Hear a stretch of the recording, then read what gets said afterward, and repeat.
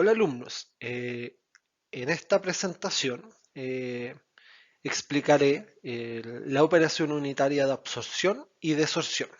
Primero que antes de comenzar esta presentación es importante hacer una apreciación respecto a los fenómenos de absorción y desorción.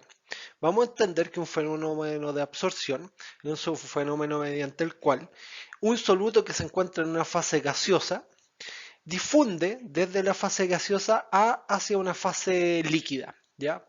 Podemos imaginarnos que un proceso de absorción de CO2 en agua, donde el CO2 pasa desde el aire hacia el agua para disolverse. De manera equivalente, un proceso de desorción se refiere a la difusión de una sustancia que se encuentra disuelta en un líquido y se desorbe o deja o abandona el líquido hacia una fase gaseosa. De la misma manera podemos imaginar que una solución saturada de CO2 en agua en contacto con un aire que no está saturado va a desorber, el CO2 va a tender a ir desde la fase líquida hacia la fase gaseosa. Tomando en cuenta que ambas fenomenologías están íntimamente ligadas, se estudian de manera conjunta. ¿Ya? ¿Cómo puedo llevar a cabo un proceso de absorción? Es decir, un proceso de difusión desde una fase gaseosa a una fase líquida. Esto se hace a través de una torre empacada o torre de relleno. ¿En qué consisten estas torres? Imaginemos que esta torre tiene una malla en la parte inferior, ¿no es cierto? Esto imaginen que es un cilindro. eh, entonces tenemos una mallita abajo y sobre esta malla nosotros ponemos lo que se denominan los rellenos, ya que tenemos distintos tipos de rellenos. Y la gracia de estos rellenos es que yo al inyectar líquido en la parte superior de la columna, el líquido va a mojar estos rellenos de manera homogénea, lo cual va a permitir que exista un área de contacto mayor entre el líquido y el gas, lo cual va a propiciar que la absorción del soluto de interés. ¿Ya? Por lo tanto, yo puedo elegir cada uno de estos rellenos para maximizar el área de contacto. Cada uno de estos rellenos tiene que tener la característica de ser livianos para que no se ejerza un esfuerzo mecánico muy grande sobre la estructura de la torre. Tienen que ser baratos, porque obviamente no puedo poner un relleno extremadamente caro, y tienen que ser inertes químicamente. ¿Por qué? Porque la idea es que el relleno no reaccione con el líquido y ni con el gas, por lo cual es importante que sean estables. Además, es súper importante que tengan un área activa que permitan que haya un área de contacto grande entre el líquido y el gas. ¿No es cierto? Estos rellenos producto de la inyección del líquido en la parte superior de la columna van a ser mojados y por una delgada capa de líquido, lo cual va a aumentar la superficie de contacto. La manera en que estén distribuidos estos rellenos es de suma importancia para un correcto funcionamiento de la columna. Es decir, estos tienen que estar distribuidos aleatoriamente de manera tal de permitir que el líquido los moje completamente y de manera tal que aumente el área de contacto. Uno de los fenómenos más importantes que debemos controlar en el funcionamiento de una torre de absorción es lo que se denomina fenómeno de canalización. Si los rellenos no están bien puestos, lo que puede suceder es que en ciertas zonas de la columna se forme una corriente continua de líquido y que en otras zonas el relleno esté completamente seco. Cuando se forman estas zonas con una corriente de líquido continua que no moja los rellenos, se dice que se produjo una canalización dentro del relleno y la manera de arreglarlo es desarmando la columna y volviendo a ubicar los rellenos. Esto no es deseable, ¿por qué? Porque yo busco un área de contacto grande entre el líquido y el gas para que el fenómeno de transferencia de masa dentro de la columna sea adecuado. ¿Cómo funcionan las columnas? Primero, la alimentación del líquido se hace normalmente en la parte superior de la columna. El líquido baja y finalmente es retirado por la parte de abajo de la columna.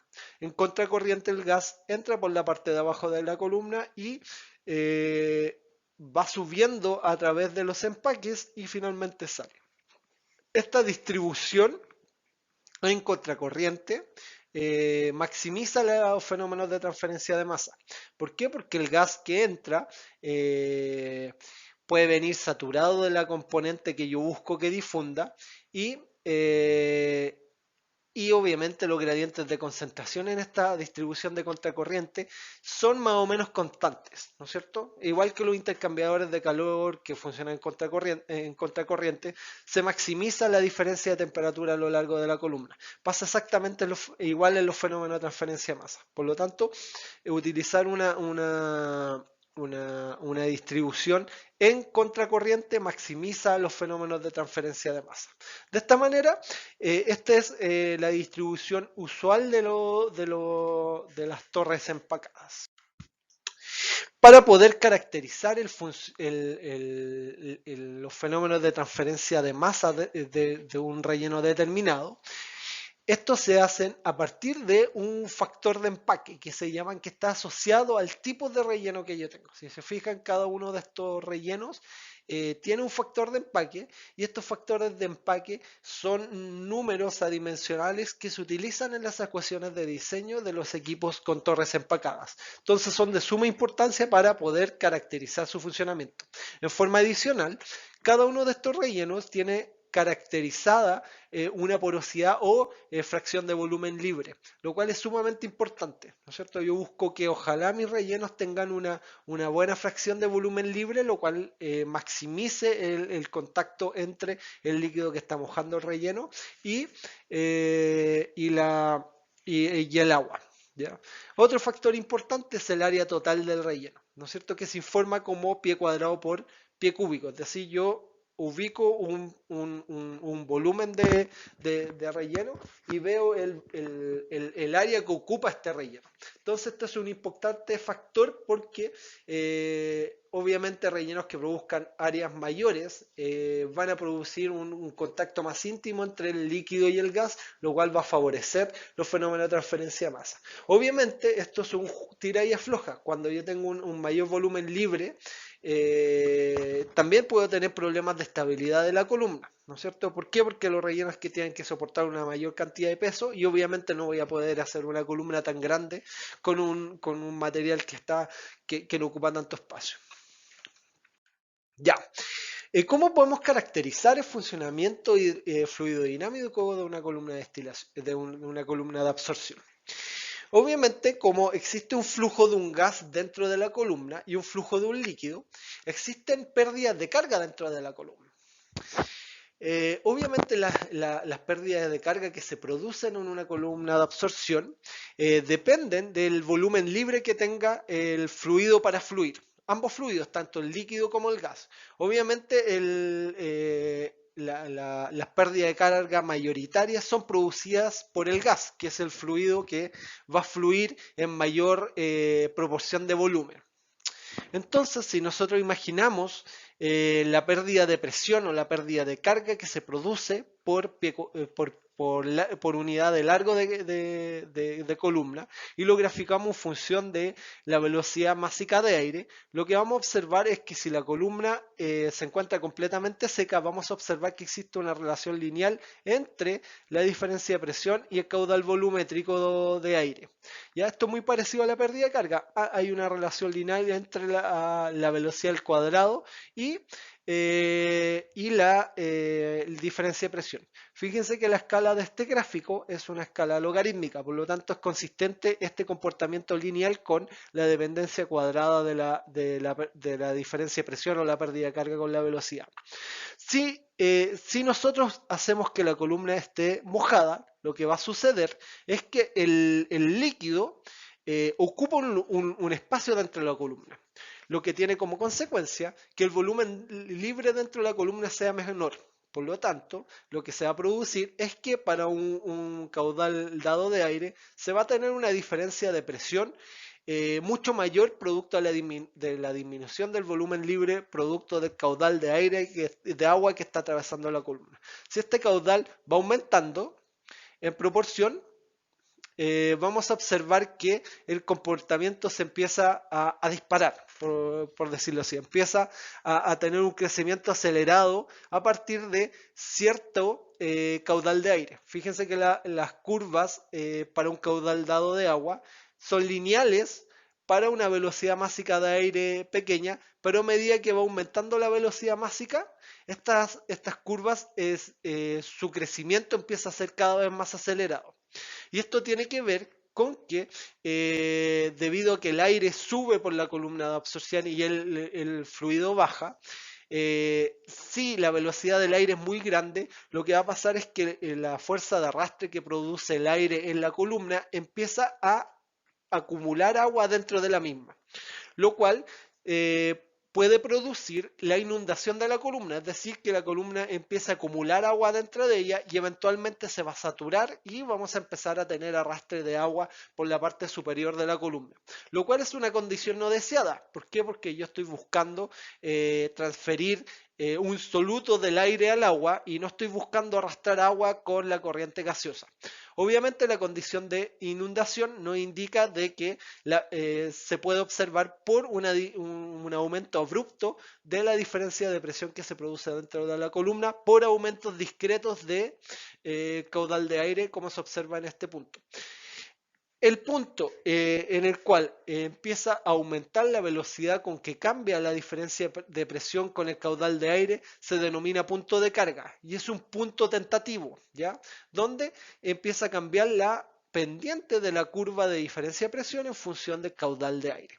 Y ese punto de carga idealmente se debe trabajar abajo del punto de carga para evitar cualquier problema de inundación dentro de la columna.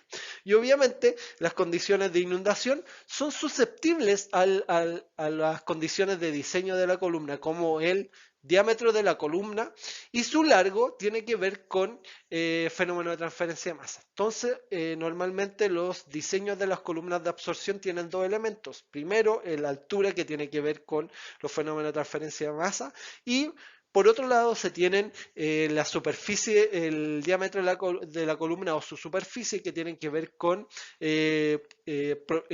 fenómenos fluidodinámicos como los fenómenos de inundación de la columna, lo cual tiene que ver con aumentos abruptos de la diferencia de presión que se producen en estos sistemas. Ya, supongamos el siguiente problema para poner en contexto la determinación del diámetro de la columna. Nosotros, por aumentos de transferencia de masa, vamos a conocer la altura de la columna y los caudales másicos de gas y líquido y las propiedades del gas y el líquido que se están poniendo en contacto. Por lo tanto, lo que voy a conocer es el cociente de estas expresiones que están acá. Dado eso, de ese cociente, lo que voy a obtener es un valor en el eje X de este gráfico de acá. Si que yo quiero evaluar las condiciones en las cuales comienza a inundarse nuestra columna bajo las condiciones de flujo que yo tengo, lo que hago es tomar el valor, por ejemplo, 0,2 y buscar el valor, intersectar ese valor con la curva de inundación y encontrar el valor de la eje Y, que va a estar entre 0,06 y 0,1. De toda esta expresión de acá, donde toda esta expresión de acá hay que especificar cada uno de los valores en estas unidades que se muestran aquí. Dado eso, es verdad que vamos a conocer ese valor, y dado que conocemos los caudales másicos, lo que puedo obtener de esta expresión de acá es el G. Y dado que el G está en libras por pie cuadrado por segundo y yo voy a conocer el caudal en libras por segundo, yo puedo despejar la superficie de la columna y relacionarla con la superficie de un círculo y encontrar el diámetro de la cañería. Por el contrario, si yo quisiera fijar una diferencia de presión que tenga mi columna, tomo el valor correspondiente al eje X y lo seteo en la diferencia de presión que yo requiero para que funcione de manera adecuada por algún argumento el funcionamiento de mi columna. ¿Ya? Obviamente esto permite evaluar el funcionamiento de la columna, evaluar las condiciones de inundación y escoger una diferencia de presión que se ejerza en la columna. Dado eso, vamos a resolver un problema aplicando los conceptos de inundación y punto de carga para el problema para los conceptos que hemos visto. Una torre rellena con anillos cerámicos de 1 pulgada ha de construirse para tratar 25.000 pies cúbicos de gas. El contenido de amoníaco en el gas que entra es de 2% en volumen. Como absorbente se utiliza agua libre de amoníaco. La temperatura es de 68 Fahrenheit y la presión es de 1 atmósfera. La relación entre el flujo de gas y el flujo de líquido es de 1 libra de gas por libra de líquido. La pregunta A dice, si la velocidad del gas es la mitad de la velocidad de inundación, ¿cuál ha de ser el diámetro de la torre? ¿No es cierto? Fíjense aquí, que es súper importante, si la velocidad del gas es la mitad de la velocidad de inundación, es decir, yo limito la velocidad del fluido de manera de tener la mitad de la velocidad de inundación y de esa manera yo escojo un diámetro de la columna. Y la pregunta B, ¿cuál es la caída de la presión si la sección de relleno es de 20 pies de altura? Estos gráficos que hemos visto anteriormente nos entregan la diferencia de presión por tamaño por la unidad de largo de columna. Por lo tanto, si me informan el largo de la columna, puedo obtener el valor de la diferencia de presión que se ejerce.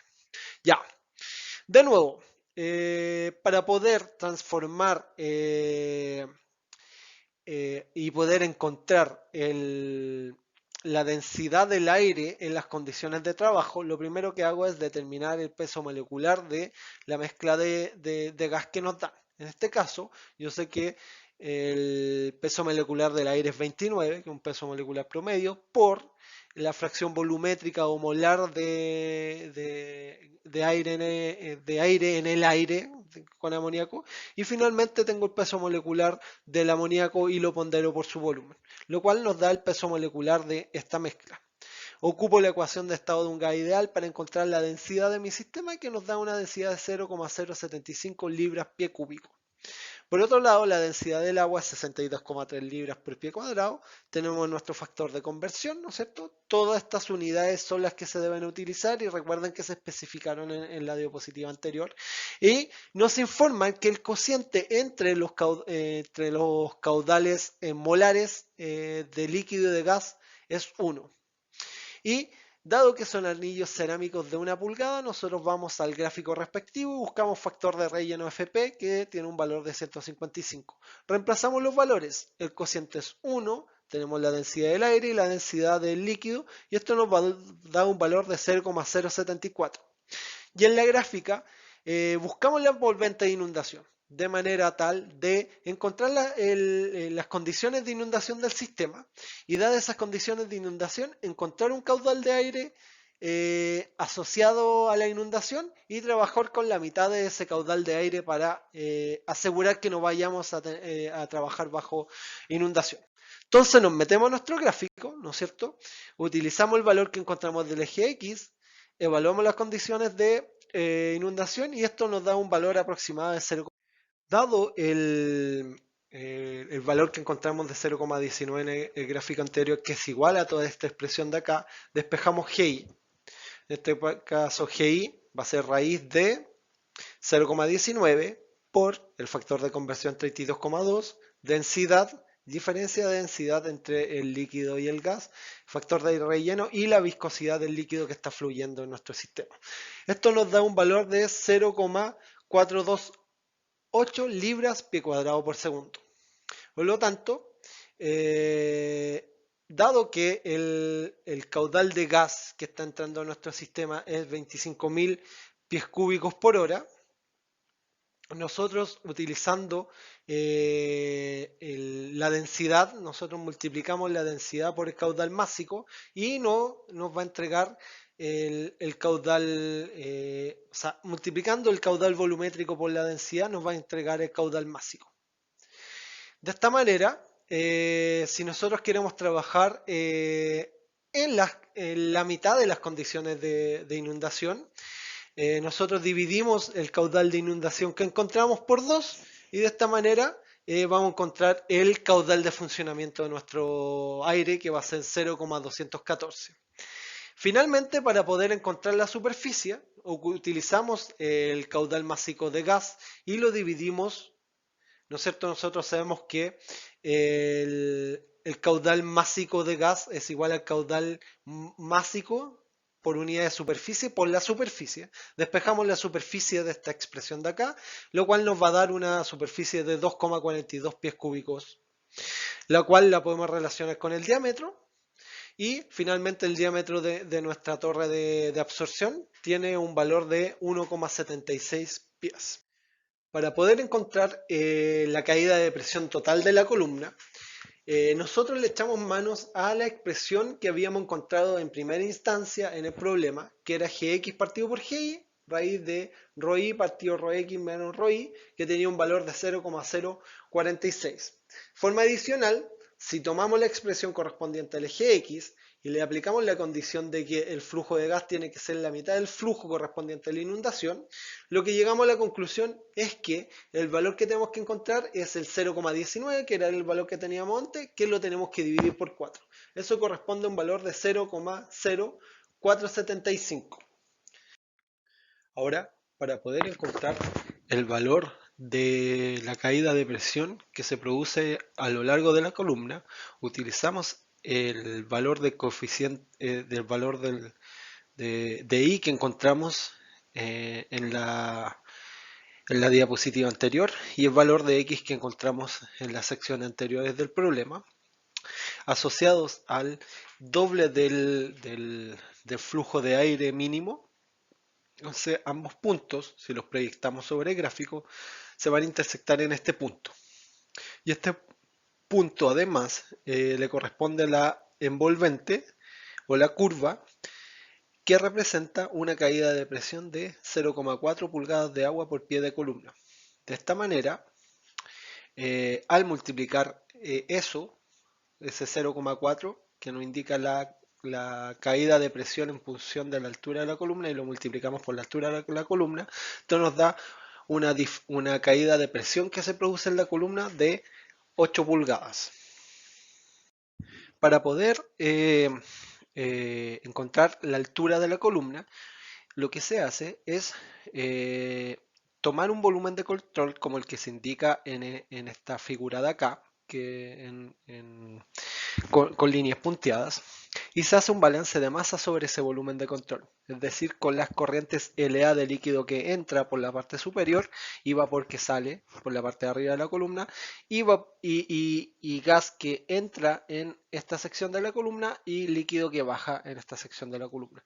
De esta manera, lo que se forma es una línea de operación, ¿no es cierto?, que nos relaciona la concentración del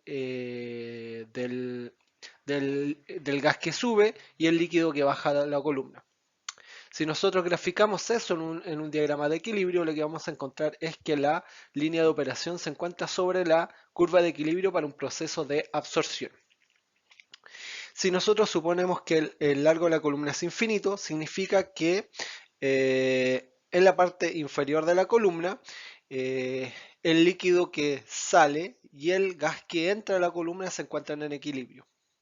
Y eso se da en la condición que se muestra en B1, ¿cierto? Donde IB, que es la concentración del gas que entra a la columna, está en equilibrio con XB asterisco, que es la concentración del líquido que está saliendo de la columna. Y esto se produce cuando la columna es infinitamente larga. Si nosotros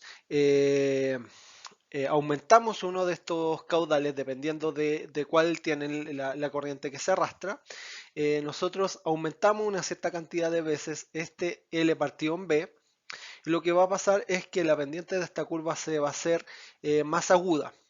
Y eso quiere decir que existe una diferencia de concentración entre el líquido que sale de acá en la columna y el vapor que entra. Y eso permite una diferencia de concentración a lo largo de la columna que permita la transferencia de masa a lo largo de ella. De esta manera, como se mencionó, con el balance de masa se encuentra en la línea de operación y dada esa línea de operación podemos encontrar las concentraciones en la entrada y la salida y ver el gradiente de concentración que se desarrolla a lo largo de la columna de absorción. Ya. Dado que en una columna de absorción van a existir un gas y un líquido que están en contacto, Y dado que existen dos fases, nosotros podemos aplicar la teoría de las dos resistencias a este sistema gas líquido, y lo que vamos a encontrar es que los flux que se mueven a lo largo de la columna los podemos dejar expresados en función de distintos gradientes de concentración que me representan las diferencias de concentración parciales y globales en función de los coeficientes globales y parciales de transferencia de masa, los cuales se relacionan, como se vio en videos anteriores, a partir de estas correlaciones que me relacionan los coeficientes de columna, que nos entregan la cantidad transferida en función del volumen de la columna, en función de las coeficientes parciales basados en diferencias de concentración globales o parciales en cada una de las. Ahora, para poder encontrar la altura de la columna, lo que hacemos es hacer un balance de masa en un elemento diferencial de volumen de la columna. En este caso, vamos a hacer un balance de masa en este elemento delta Z de la columna. En este elemento delta Z se produce una diferencia de concentración de la fase gaseosa delta I. Por lo tanto, si nosotros multiplicamos el caudal de gas que se mueve a lo largo de la columna por la diferencia de concentración, lo que vamos a obtener es la cantidad transferida en ese trayecto de columna. Por otro lado, si nosotros multiplicamos el coeficiente de columna por una diferencia de concentración, nos va a entregar la cantidad de masa transferida por unidad de volumen de columna. Si esa cantidad la multiplicamos por el área transversal y la altura, nos va a entregar el volumen de la columna, y como ese volumen corresponde al volumen diferencial que se muestra acá, nos va a entregar la cantidad transferida. De esta manera, si nosotros integramos entre ZA y ZB, esto nos va a entregar la cantidad de altura que tiene la columna. Dado que el caudal B y el coeficiente de columna KA y Z son, o S, son constantes, dados que el área transversal de la columna permanece constante, y podemos suponer que el coeficiente de transferencia de masa de la columna también permanece constante. Nosotros podemos sacar todos esos miembros afuera de la integral, y lo que nos va a quedar solito es el delta Z de la columna, que corresponde a la altura de la columna. Por lo tanto, toda esta integral de acá se transforma en esto, que finalmente se puede separar, se puede despejar. ZT, y ZT va a tener dos componentes. Este componente de acá, que es la altura de una unidad de transferencia de masa, y este elemento de acá, que corresponde al número de unidades de transferencia de masa que tiene nuestra columna. Por lo tanto, la altura de la columna se expresa en función de la altura de la unidad de transferencia y el número de unidades de transferencia. ¿Qué representa esta cantidad de acá? Nos representa la diferencia de temperatura que se desarrolla a lo largo de la columna, ¿no es cierto? Y obviamente, mientras más distantes las concentraciones en la entrada y la salida de la columna, más grande va a ser esa diferencia de concentración, lo cual va a hacer que la altura de la columna sea más pequeña para una cantidad de masa transferida definida. Como se mencionó, la altura de la columna se separa en dos componentes: el número de unidades de transferencia de masa y la altura de la unidad de transferencia de masa. Dependiendo de la diferencia de concentración que se defina para encontrar la altura de la columna, se pueden expresar en función de una diferencia de concentración que se basa entre el seno de la fase gaseosa y su interfase. De la misma manera, podemos hacerlo en función de una diferencia de concentración que compara la concentración de la fase gaseosa y la concentración de la fase líquida pasada a concentración de la fase gaseosa.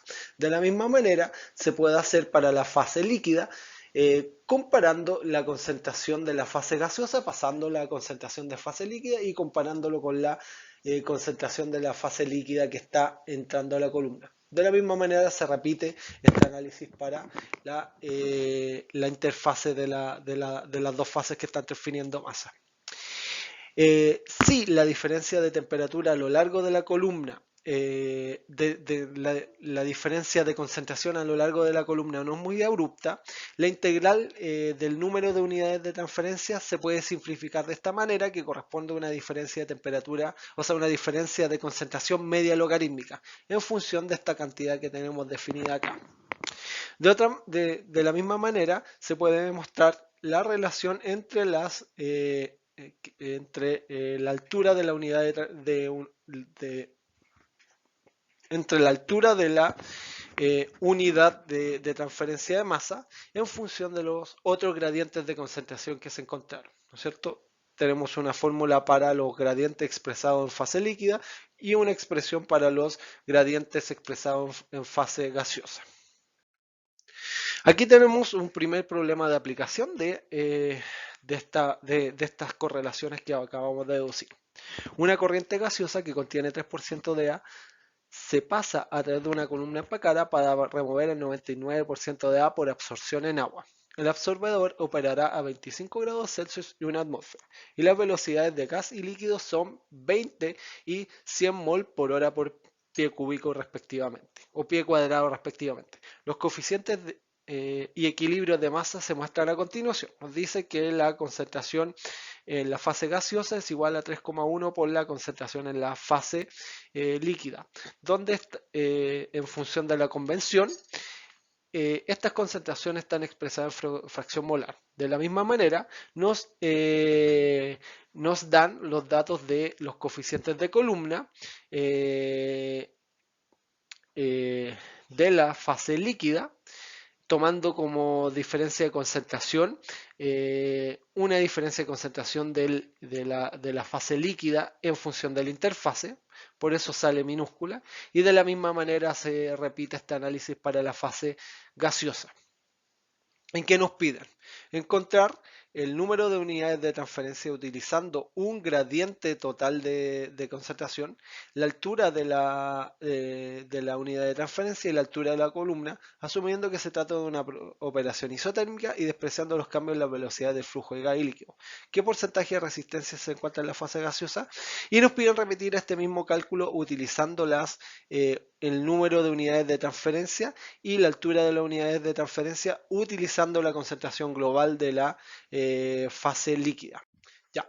Para poder encontrar la altura de la torre, una de las primeras cosas que tenemos que definir es a qué corresponde, qué datos corresponden a qué ecuaciones. En este caso nos están informando el caudal molar por pie cuadrado por hora de gas que está entrando a nuestra columna. Eso quiere decir, y eso significa que es el caudal molar de gas partido por la superficie. De la misma manera, en el problema nos están informando la cantidad de moles de líquido que entra por unidad de superficie por tiempo, y eso corresponde al cociente entre el caudal molar versus la superficie. Por otro lado, estableciendo las concentraciones de entrada y salida de cada una de las corrientes de la torre de absorción, se tiene lo siguiente. La concentración de entrada del líquido entra libre del absorbato, por lo tanto la concentración XA es igual a 0. Por otro lado, se sabe que el gas que entra a la columna entra con una fracción molar de 0,03 y que un 99% de ese absorbato se va en la corriente líquida. De esta manera, solo un 1% del absorbato que entró a la columna en la fase gaseosa queda en la corriente gaseosa. De esta manera, solamente en la corriente IA, que es la corriente de la parte gaseosa de la parte de arriba de la columna, le queda una fracción molar de 0,0003 molar. Haciendo un balance de masa, tomando cada una de las corrientes de la columna de absorción, es decir, Gx por la concentración XB, que es la concentración que no sabemos de nuestra columna de absorción, menos XA, que entra libre del absorbato, es igual a la corriente de gas por IB, y B corresponde a la concentración de gas que está entrando a la columna menos IA, que es la concentración que sale. De esta manera, la concentración o la fracción molar de absorbato en la corriente líquida de salida tiene un valor de 0,00594. Ahora, tomando esas concentraciones y la definición de la diferencia de temperatura media logarítmica, se tiene lo siguiente. Se definen en función de delta I1 y delta I2, que son las diferencias de concentración en la parte de arriba y la parte de abajo de la torre de absorción, y el número de unidades de transferencia se define en función de esta diferencia de concentración media logarítmica y la diferencia de concentración en las corrientes gaseosas de nuestra columna. De esta manera, transformando la concentración de la líquida de la parte inferior de la columna, que era 0,0594, y transformándola a una concentración equivalente de la fase gaseosa, esto nos da una fracción molar de 0,018. De esta manera encontramos delta I1. Delta I1 es igual a IB. IB es la concentración de gas que está entrando a la columna, menos IB asterisco, que es la concentración de la fase líquida en la parte inferior de la columna, transformada a una concentración de la fase gaseosa. De esta manera, delta I1 nos da 0,016. De la misma manera, calculando la diferencia de concentración en la parte superior de la columna, donde IA es la concentración en la fracción molar del absorbato en la fase gaseosa, y menos y asterisco, que corresponde a la concentración de la fase líquida transformada a una concentración de la fase gaseosa. ¿Ya? En este caso, el líquido que está entrando a la columna entra libre del absorbato, y eso quiere decir que la concentración de la fase gaseosa que le corresponde es 0. De esta manera, delta I2 es 0,0003. Reemplazando delta I1 y delta I2 en la ecuación de la diferencia de concentración media logarítmica, esto nos da un valor de 0,003.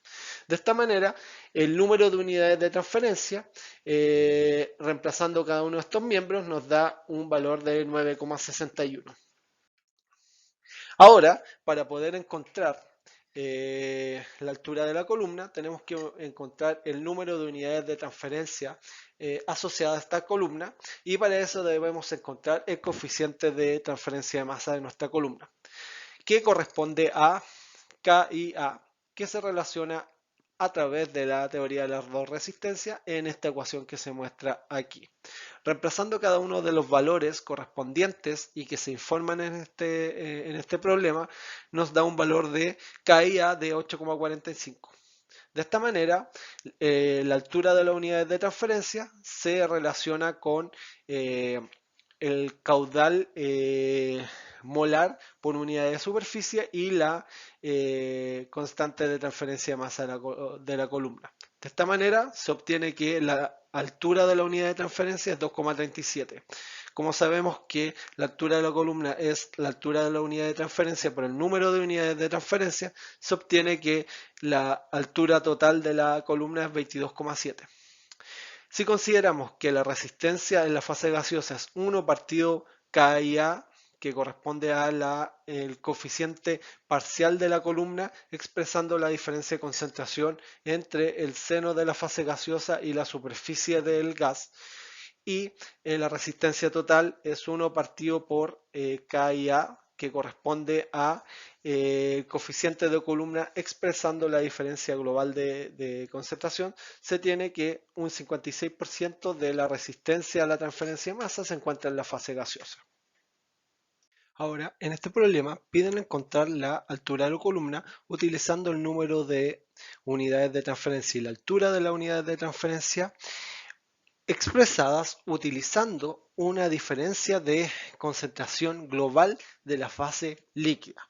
En este caso, nosotros sabemos que en la parte superior de la columna el líquido entra libre de absorbato, y la concentración equivalente de la corriente gaseosa en la parte superior de la columna expresada como concentración de la fase líquida nos va a dar un valor de 9,7 por 10 elevado a menos 5. La parte inferior de la columna, la concentración de la fase gaseosa tiene una concentración de 0,003 de absorbato, y esta expresándola como una concentración de la fase líquida nos da un valor de 9,7, y la concentración de salida del líquido que se absorbe en la columna es de 0,0594. De esta manera se puede encontrar delta X1 y delta X2 en la parte inferior y superior de la columna, lo cual nos da un valor de menos 0,0376 y menos 9,7 por 10 elevado a menos 5, lo cual se reemplaza en una diferencia de concentración media logarítmica de la fase líquida, lo cual nos da una diferencia media logarítmica de menos 0,01. Dicha cantidad se reemplaza en el número de unidades de transferencia en función de la diferencia de concentración de la fase líquida que se produce en la columna, lo cual nos da un número de unidades de transferencia de 5,94. De la misma manera que se hizo anteriormente, se encuentra el coeficiente de columna expresado como una diferencia de concentración global de la fase líquida, lo cual nos da un valor de coeficiente de columna de 26,2, el cual nos sirve para encontrar el número, la altura de la unidad de transferencia utilizando el caudal líquido que se alimenta en la parte superior de la columna, lo cual nos da una altura de la unidad de transferencia de 3,82, la cual al multiplicarlo por el número de unidades nos da exactamente la misma altura que nos había dado resolviendo el problema utilizando la concentración global de la fase gaseosa. Ahora, para poder describir los procesos de desorción o de stripping, se puede hacer un balance de masa equivalente al que se hizo anteriormente, pero esta salvedad es que la línea de operación que se obtiene de dicho proceso se encuentra abajo de la línea de equilibrio. Y en ese caso se obtiene que la altura de la columna está en función de la altura de la unidad de transferencia y el número de unidades de transferencia que se expresa en función de las diferencias de temperatura que se producen a lo largo de la columna.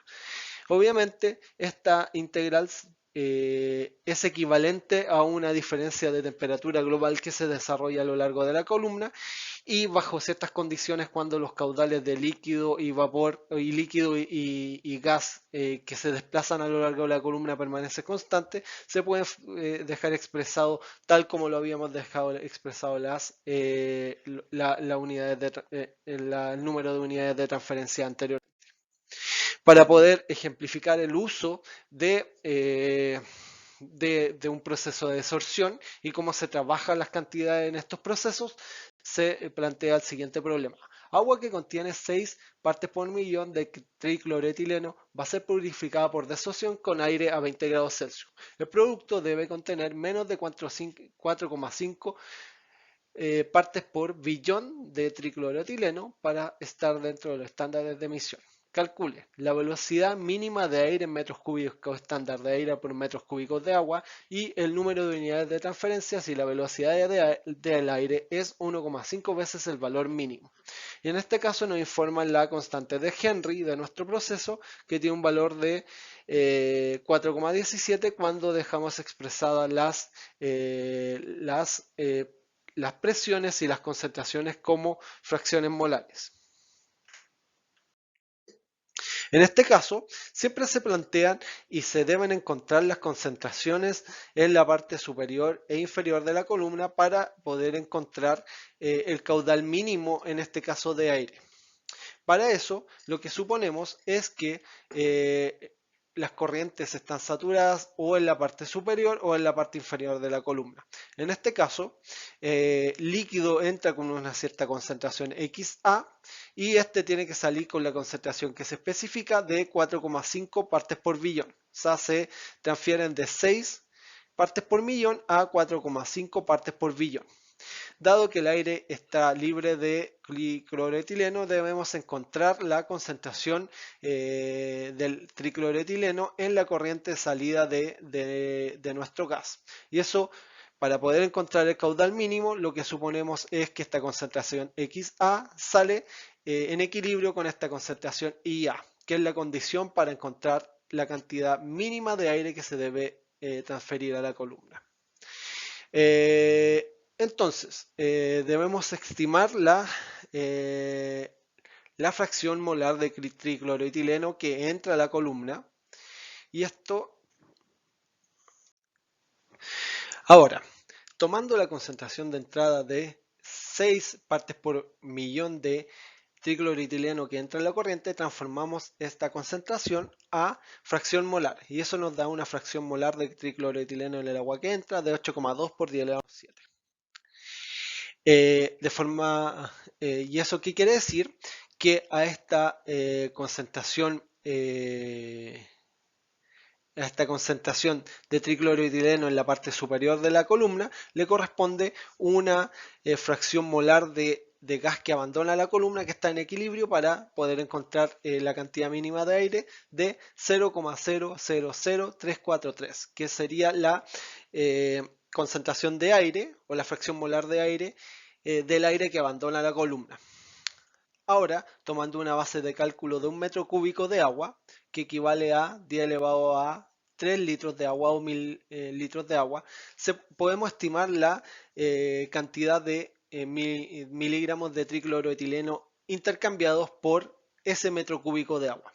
De esta manera, 1 metro cúbico de agua por la diferencia de concentración que se produce en el agua nos da la cantidad de miligramos de tricloroetileno transferidos. Esos miligramos pueden ser transformados a moles utilizando el peso molecular y la conversión entre gramos y miligramos. Y de esta manera nos da la cantidad de moles de tricloroetileno transferidos. De esa manera se puede hacer un balance de masa por el lado de gas de la cantidad de tricloroetileno transferido y eso nos va a dar una cantidad de caudal o una cantidad de moles que se tienen que tienen que ingresar de fase gaseosa para que se cumplan las condiciones de flujo mínimo de aire, transformando esa cantidad de moles mínimos que están entrando a la columna en un volumen equivalente. Nos damos cuenta que se tiene que alimentar 2,98 metros cúbicos de aire para que el gas a la salida de la columna esté en equilibrio con la entrada de líquido a nuestro sistema.